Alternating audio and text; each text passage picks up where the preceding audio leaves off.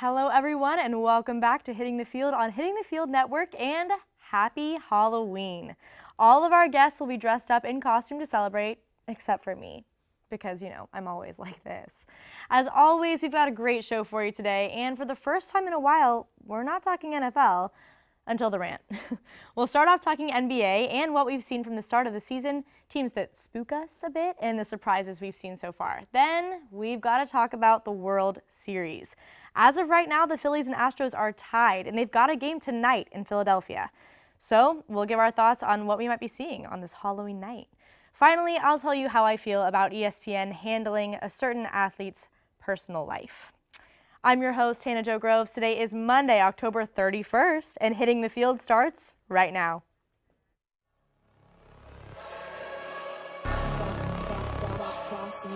Things gon' change when I really hit the field. Undefeated chance, man, you know what's the deal.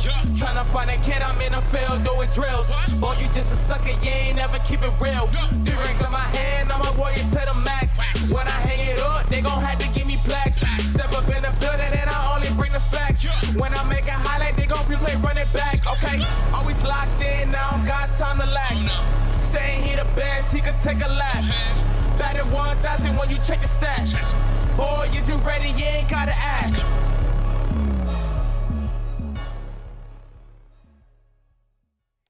And we're back. To start off our show today, we're overdue on talking NBA. So we've got a special 3-guest NBA segment. I know you don't see our third right now, you will. All 3 of our guests today are making their main show debut. So first, we've got Maddie Glass. Maddie, how are you doing? What's your costume? Tell us everything. Well, today I'm a bunny. I'm doing okay. I had a good Halloween weekend, and I'm ready to get back to it and talk some NBA. Halloween weekend? Okay, NBA. Ezrah Hines, how are you? I'm all right. Tell us about your costume. So I am a pirate. I was one trash bag away from being the Buccaneers offense, though. So Wow. I decided to be nice today. Yeah, pirates, yeah. Yeah. Can you give us a... Arr. We've been hazing him to do that all day. All right, finally, Andrew Montana, our vlog king. How are you? I'm good. That's all I can really say right now. I'm a little stuck. Stuck. Okay, well, so tell me about your inspiration for this costume you're wearing today. Well, I mean, I walked into the studio first day and I saw the green screen, and it just kind of reminded me of when I would watch the news growing up. And my local news channel, shout out WPTV News Channel 5, they would put on a Halloween segment where they would throw on a green screen for the meteorologist, and I thought it was the funniest thing in the world. And I'm like, you know what, why not try here? So the meteorologist would wear like a green suit, or what would he do? I don't remember. He would just be a floating head. I never thought of it like that deep. I just saw like, oh my God, floating head. That's so funny. Okay. I gotta do it. I love it, Andrew. It really adds to our Halloween mystique that we've got going on today. Speaking of which, I want to start off, we've got a lot to talk about. This season started and we haven't talked about it on main show yet. So I want to talk to you about what teams are scary and what teams are scared. Now, in this instance, scared is obviously a negative connotation. Scary is a positive connotation because the rest of the league hopefully is scared of them. So, Maddie, I want to start with you. Tell me what team you have and if they're scared or scary. Okay, well, I'm going to start with talking about a very, very scared team. Scared. Scary. Wait. Scary? Scared. I think they're scared. Their They will fans be are scary. scared of watching Watch them. out. There you go. Let's talk about the Lakers. I expected them to be bad, maybe not the last team in the league to get a win, but they finally won last night. They're now 1-5 on the season, 14th in the West. Last night was actually the first night they shot over league average from 3. Historically bad shooting for the Lakers to start the season. They've shot 20% or less in all games except for last night. And they actually get 16 wide open threes a game, but only make 26% of them. These aren't regular misses, guys. These are bricks, insane bricks. They have the worst offense in the league with LeBron James on the team, which is very impressive, honestly. Yeah. It's a great feat. So for the season, I don't even know where to go with them. Continue bringing Westbrook off the bench. I don't think it's possible for them to trade him, really. There's no realistic trade that's going to turn them from a top 5 pick contender to an NBA Finals contender. They're kind of just stuck. They're stuck in mediocrity, and that's probably the worst place to be in the NBA. Yeah. I agree. And calling them mediocre is being nice. Honestly, kind of Very at this bad. point. And they're the Lakers. They're supposed to be a powerhouse right from the start. What have you seen from them so far, Ezra? Well, I've seen a bunch of Russell Westbrook not really performing up to par. He did have a good game last night, in fairness, but other than that, whether it's bad shot taking, especially at the end of games, he just doesn't fit for them. And like you said, there's not really a trade offer out there for him right now that the Lakers are going to pursue. But maybe midseason, Utah might be calling. Yeah, Might any have Mike team Conley on the line. looking to get a few losses under their belt. Do you could be mind if calling I the respond Lakers. real quick to this Yeah, blasphemous, no, I was going to say, Andrew, our floating blasphemous head. accusation? The Lakers, okay, we're in a bad place right now, I understand. But the man himself, Kobe Bryant, said that the Lakers are either championship or bust team. Right now, obviously, we're bust. But the situation is that we can't really get anything from tanking. We're just in a bad spot. Russ, again, he hasn't been doing his best objectively, but he has had a couple of good games. I think there could be a trade, maybe further down the season. That's still up to debate. But historically, looking at the Lakers, you take teams like Magic's Lakers or Kobe's Lakers. Those are teams built around someone that the Lakers drafted. And that's what has built Lakers dynasties in the past. You take someone like LeBron, though, he's bought. Anthony Davis, he's bought. Russ, same thing. They weren't drafted. They weren't built up by the Lakers themselves. So I think it is going to take a while for the Lakers to get back up to that championship status that we know them to be. But for right now, I am going to agree that they're mediocre, but I don't think it's going to be for as long as everyone thinks. Well, they did win last night, and that was, your first reason. You're 1-5 now. As far as Westbrook goes, I think the argument of him needing time to fit in is officially Oh, it's way past It's over. done, right. It is so far gone. He's just not with the team. I saw a video of him. I think everyone was trying to gather in, trying to have a, I think this was preseason, and Russell Westbrook refused to go into the huddle. It's just kind of like the attitude is he's just not with the team. Yeah, he just hasn't fit in, and he's acting like it now, so it's just not a great scenario. Well, we'll see what happens. Yeah, so Andrew, actually, I want to throw it to you now. So do you have a scared or a scary team for us today? I have a very, very scared team out in New York, in Brooklyn. The Nets are a disaster. They are 1-5 first off, in terms of record. They have terrible offense, terrible defense. They have mediocre shooting, and now they have all these controversies going around on the team, on the court, off the court. You have Kyrie allegedly supporting anti-Semitic documentaries on his Twitter and on his Instagram, to which his owner, the Nets owner, has expressed to Kyrie he does not like it. That's very fair. I think if something like that's going on, it's up to the organization itself to take note. Ben Simmons, his saga continues in Brooklyn. He's averaging more fouls per game than made baskets. That's 6 points per game, four fouls per game, which, break it down, that's 3 baskets made per game to 4 fouls. Kevin Durant, I mean, he's not really he's not really a negative side for Brooklyn right now. He's doing his thing. But lately we've seen Steve Nash kind of lose his head. I'm a floating head, so there's a little joke there for you. Yeah, he lost his mind against the referees against Milwaukee. He got ejected, and to be honest, this offseason could have been a key one for the Nets. They could have moved on from Steve Nash. There's even rumors of obviously Kevin Durant, Kyrie Irving moving on. Nothing happened for the Nets. I don't see why they expect to get any better from last season, considering they got swept in the first round by the Celtics. No offseason moves made in the players or the coaching staff or anything. Why would you expect a better season, hence the 1-5 record? Yeah, well, and we've seen Ben Simmons, this saga, like you said, that's the perfect word for it. And I think Maddie and I are really the only people that feel bad for him still at this point. That's okay. Ezra, tell us about your scared or scary team. Do you have a scary team for us? All right, I actually do. Good. The Portland Trailblazers. I don't think anybody really expected them to be that good this season. I did say that I think they can make the play-in, but I don't think anybody expected them to be 5-1 right now, considering they did just nearly miss the playoffs last season. Yes. But yeah, they have many good players on their team now. They actually look like they have a little bit of defense, which is surprising, having Anthony Simons and Damian Lillard in your backcourt. But Jeremy Grant there, Josh Hart grabbing 9 rebounds a game while only being 6'6" is crazy to me.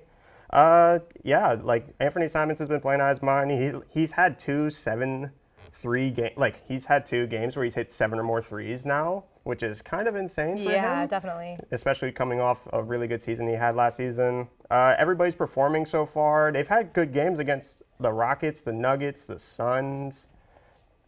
Yeah, the Trailblazers look pretty good right now. Yeah, they're scary to the other teams. So this is the only team we've got that's actually an intimidating factor for the rest of the league from the 3 of these people, of course. But we're looking forward to seeing what's next for them. Let's move on to some players, some surprise players. Now, Maddie, I'm going to start with you again. Tell us who you got. For my surprise player, I'm going with Lauri Markkanen. He was traded to the Jazz from the Cleveland Cavaliers over the summer in the Donovan Mitchell trade, and he's certainly been a lot better than what people expected.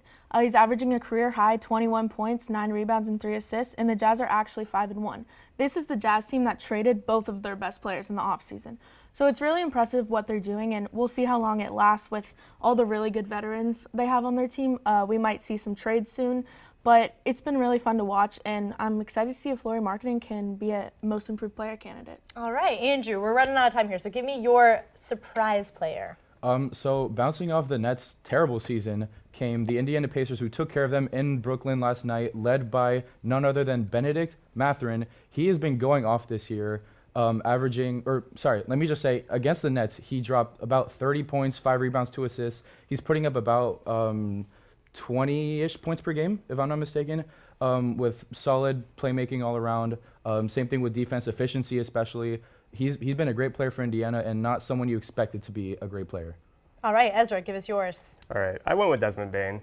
Should have been most improved player last season, even according to Job, but this season he looks like he's really going to get it now. He's averaging 24 points per game. Even 5 assists is great for him while being like a pretty elite shooter, if not the best in the NBA right now. I know it's a hot take, but he is very, very good right now. True shooting percentage being almost 60% as being a shooter is, yeah, it's elite, to say the least. Well, we love a hot take here, and we love hearing about some surprise players. We're going to tell you how those players are doing as we go throughout the NBA season, but that's all the time we have for NBA Today. You will definitely see these people here again, especially Andrew, because he's actually coming on with us for the next segment. So you'll see the floating head again. Thank you so much for being on today, you two. When we come back, we'll be talking World Series, and stay with us. Why? Because I am a New York Giants fan and I want my first pick of the week to be my team. I see an upset for the New York Giants this Sunday. Bet your entire savings, and I'm telling you right now, they're gonna win. I don't care what you say. It's gonna happen.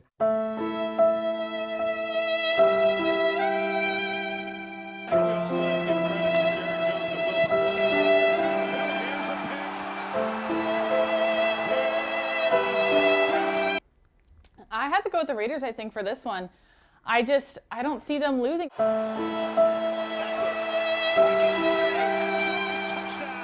Welcome back. It is now time for our primetime picks of the week, the best segment. I'm currently doing awful, standing at 16-10, Oklahoma State and Texas. I'm going Texas 35-27.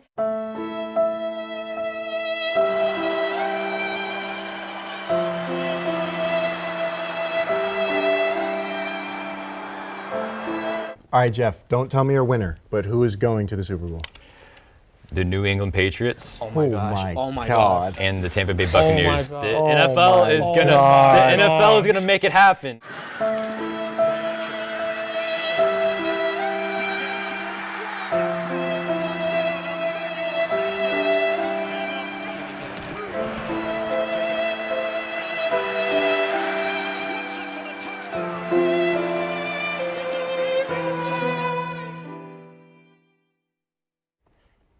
We're back to talk the World Series, and we've got 3 guests again. Andrew, real quick, our floating head, say hi really quickly. Hi, everyone. How are you guys? Great. Okay, so now we've got Mason. I am not taking the moon. We are not going to the moon. Okay, so you're Gru. Yes. Are you feeling good today? I'm feeling good, yeah. Feeling good? Yeah, Glad definitely to ready have to you talk on. some World Series. Thank you. Oh, Johnny just said despicable. Good one. I should have thought of that. Okay. Nate, tell us about your costume first of all. I'm dressed as The Rock. Since I'm not that tall, you could just call me the I Pebble. couldn't figure it out the whole day. You couldn't figure it No, out? I really couldn't. Only Johnny is dressed the same too. I couldn't figure his out either. I was really confused. So Okay, well, guys, we've got some of our resident baseball experts here. I'm really excited to talk about the World Series, what's been happening so far. As of right now, it's 1-1 with the Phillies taking the first game and the Astros taking the second, with the third game happening tonight. So let's start off really general, guys, just kind of get into it. How does this compare to what you thought might happen these first two games? I am very surprised specifically with the Phillies starting pitching. Aaron Nola and Zach Wheeler have not been what I would have expected. They're giving up a lot of runs. I mean, this Astros team is very good offensively, but they're giving up a lot of runs, and I figured that they would be better. So. Okay. No, for the Astros to score 5 runs off of Aaron Nola and Zach Wheeler, that's really reason for optimism, especially you're getting to the third and fourth starter in game 3 and 4. But for the Phillies, their resiliency really stands out to me. They're down 5-0 against the Astros, and some teams will just pack it in and be like, okay, it's game 1, we're on the road, we'll just focus on game 2. But no, they came back and they scored 5 runs off of Justin Verlander, who's probably going to be the AL Cy Young. So I mean, their resiliency is going to keep them in every game. And World Series Justin Verlander is officially a thing. He always struggles in the most important series. Some weak spots from him, yeah. Well, Andrew, what are your thoughts so far? Baseball, yeah. So true.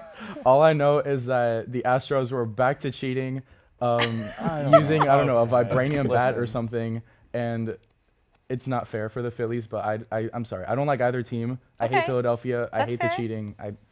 I don't really have a team to root for, so. Yeah, well, and that's okay. So, and I wanted to kind of get into that philosophical question of, do people want the Phillies to win just to kind of punish the Astros for what happened in 2017? I mean, no one's the biggest fan of the Astros. Yeah. I mean, some of the stuff, it's kind of, so Martin Maldonado is using a maple bat that Albert Pujols sent him.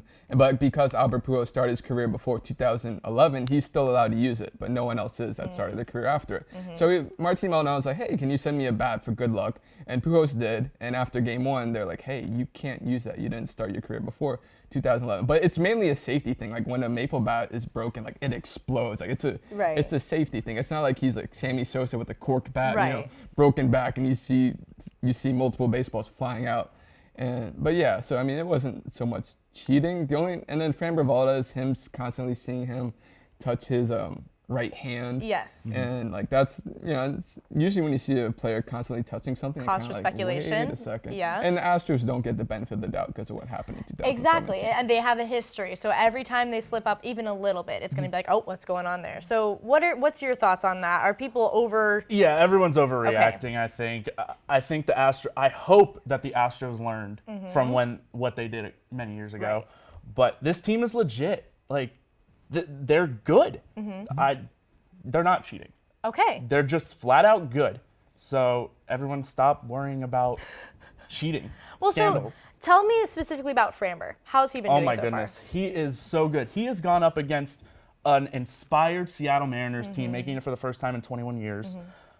A very good New York Yankees offense. Although they strike out a lot, that is still a scary lineup. Can we please just not bring them up? Oh, I apologize. Yeah. Remember, he's going through it. Poor Nate. Yeah. And now he's going up against the Phillies, who they're on a Cinderella run right now. So for him to go out and do what he's done, see on the graphic right now, 6 and a third innings, giving up only 4 hits and 1 run with 9 strikeouts against this Phillies team, very, very impressive. Yeah. Well, and so let's go to the negative side of the ball here, because to me, the Astros defense has looked a little bit sloppy. Can you talk to me about that? I mean, yeah, and especially against an offense like the Phillies, you can't give them any extra chances. Like you saw when Jeremy Pena went towards second base and he went to flip it to Jose Altuve, and he's just taking a knee.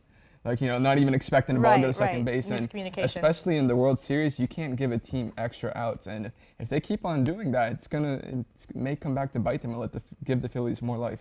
Can you remind us what happened in Game 1? There was a really instrumental play by Castellanos. Oh, yeah. So it was ninth inning, tie ball game, 2 outs, and Jeremy Pena hits a bloop to right field, and Castellanos makes a sliding catch to save the game. And for the Phillies, that was, along with their bullpen, was a huge question mark. Their defense isn't that great either. So for their defense to step up and save the game, that was, it literally saved the game. And Castellanos, he's not known to be a fielder at all. He's supposed to be a DH kind of guy. So for him to be out there in right field and making that kind of play, that's not the first one he's made in the postseason either. What was it?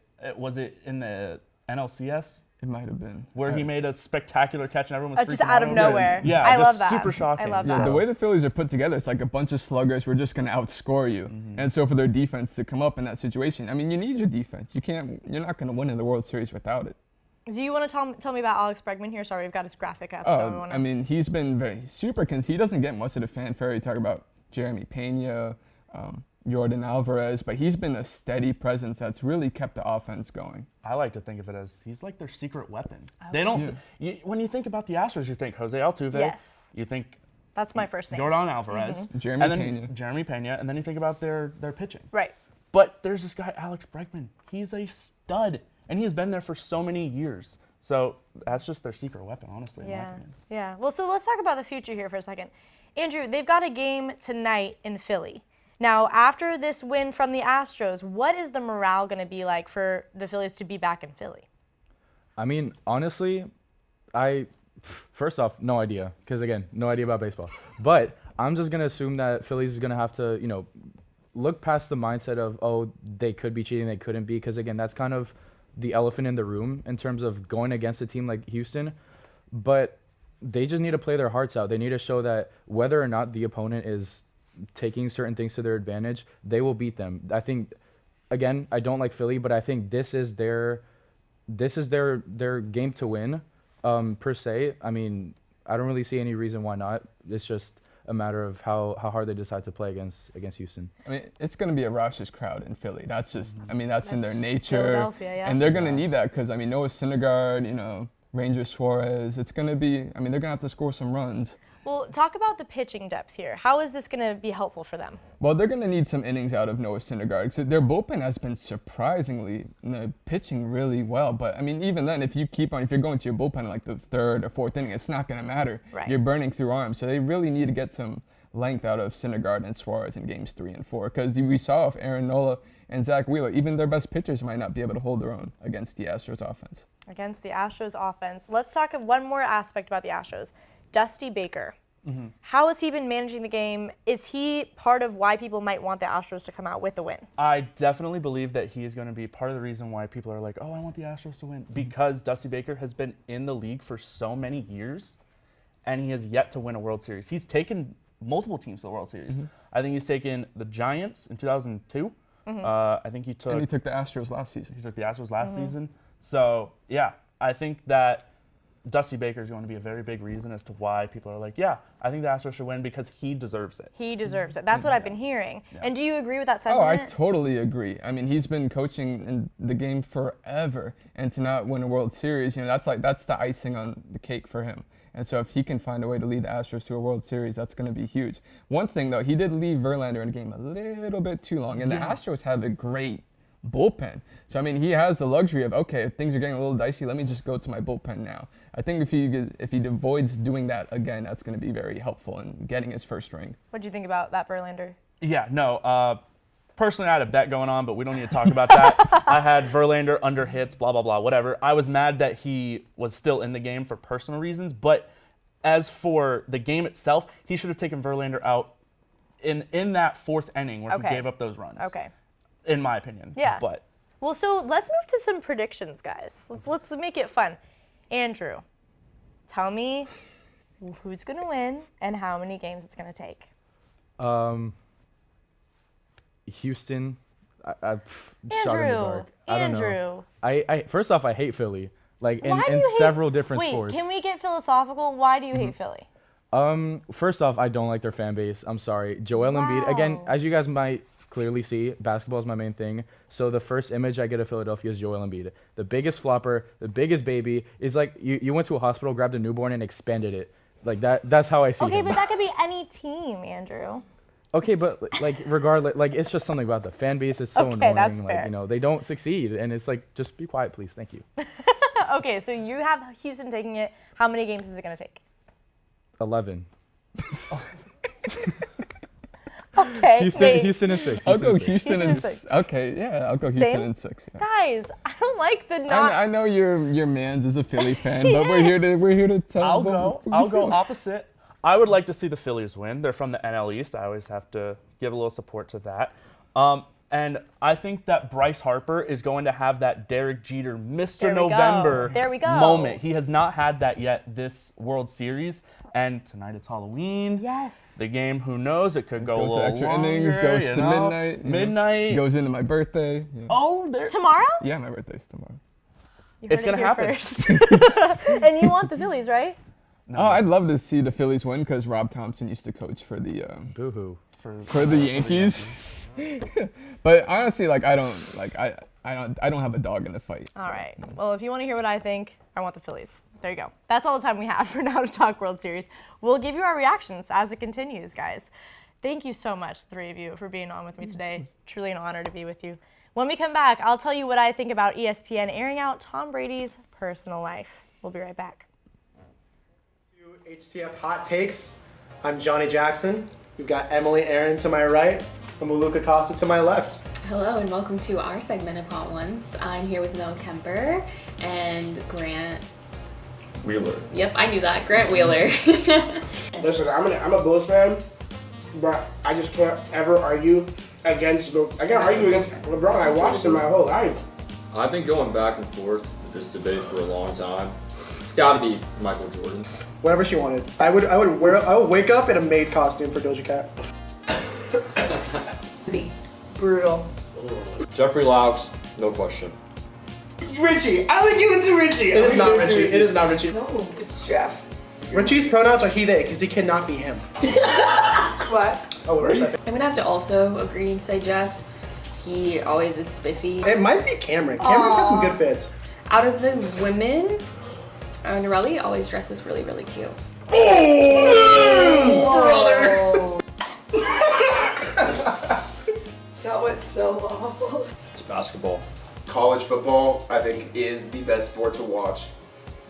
If you don't like soccer, it's because you suck at it. I think college football is the best. Thanks for watching.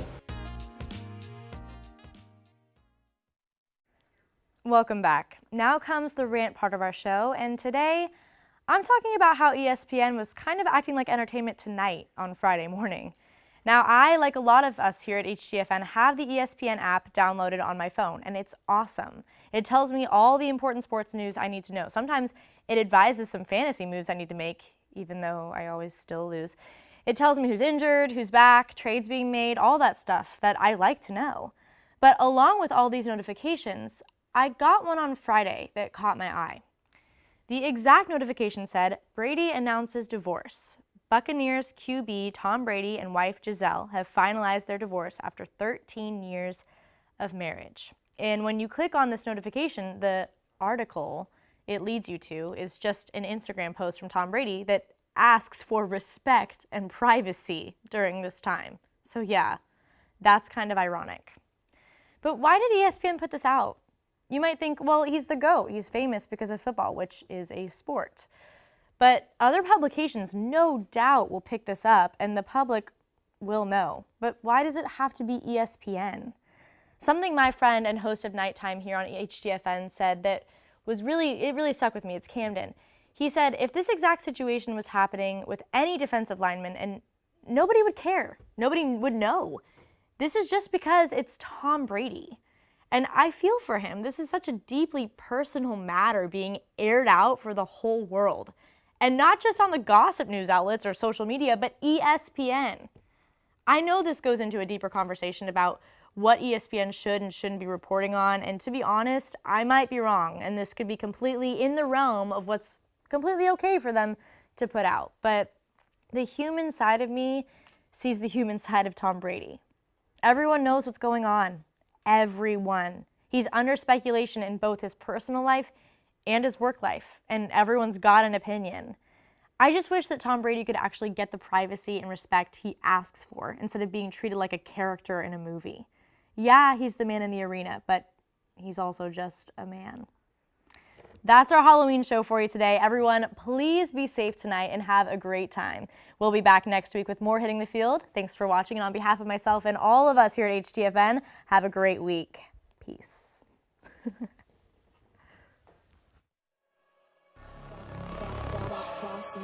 Things gon' change when I really hit the field. Undefeated champs, man, you know what's the deal. Tryna find a kid, I'm in the field doing drills. Boy, you just a sucker, you ain't never keep it real. 3 rings in my hand, I'm a warrior to the max. When I hang it up, they gon' have to give me plaques. Step up in the building and I only bring the facts. When I make a highlight, they gon' replay, run it back. Okay, always locked in, now I don't got time to lax. Saying he the best.